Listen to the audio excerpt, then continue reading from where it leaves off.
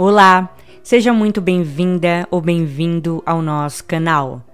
Você certamente já ouviu falar que o excesso de fermento no bolo estraga a massa, não é mesmo? Mas já se perguntou por que isso acontece? Nesse vídeo eu separei algumas dicas que vão te ajudar muito a entender melhor sobre isso, até mesmo identificar alguns erros de preparo. Outra coisa, ainda preparei uma dica extra sobre o melhor fermento para o seu bolo. Vamos conferir? Eu sou a Aline Araújo e esse é o canal Bolos para Vender. E se você gostou do tema desse vídeo, já deixe seu joinha aqui pra gente. Ele é muito importante para que o YouTube entregue esse conteúdo para mais pessoas. E caso ainda não seja inscrito em nosso canal, já se inscreva e aperte no sininho para receber mais dicas como essa toda semana. Curtiu?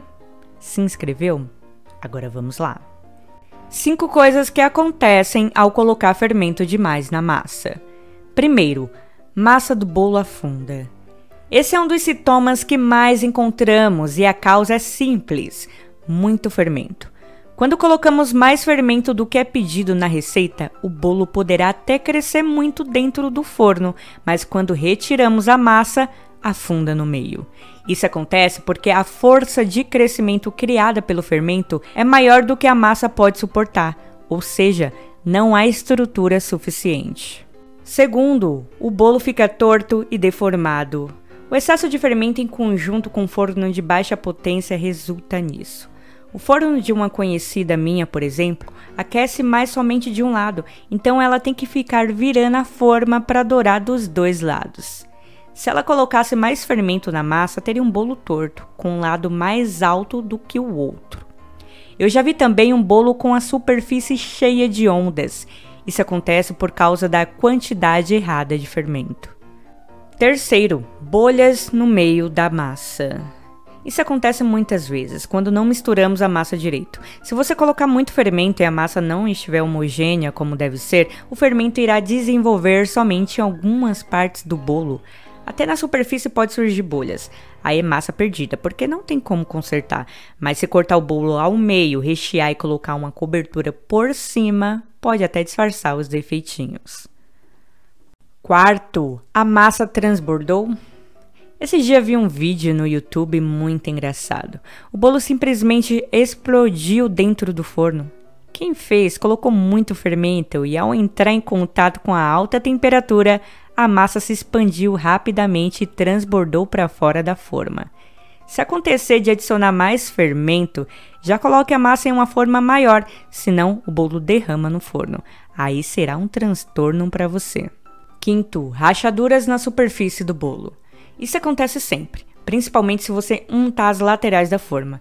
Untar a lateral irá funcionar como uma barreira de proteção para o bolo, ou seja, irá limitar o seu crescimento. Se a massa estiver com muito fermento, o bolo crescerá somente no centro. Resultado? Ficará com barriga e certamente vai rachar em cima.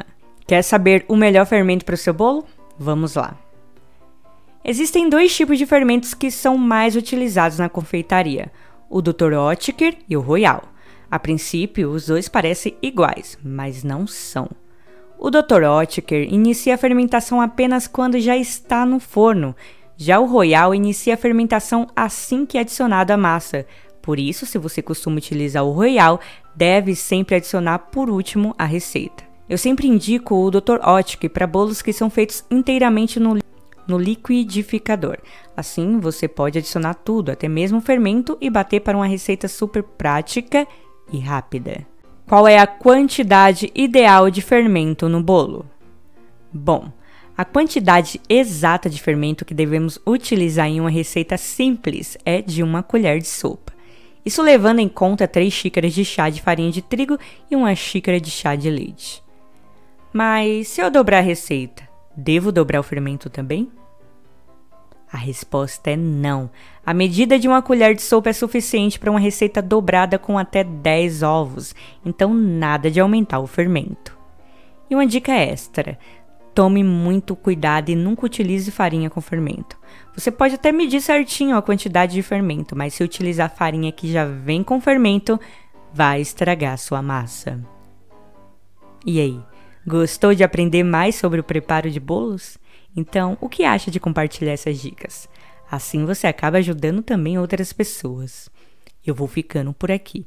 Um forte abraço e até o próximo vídeo.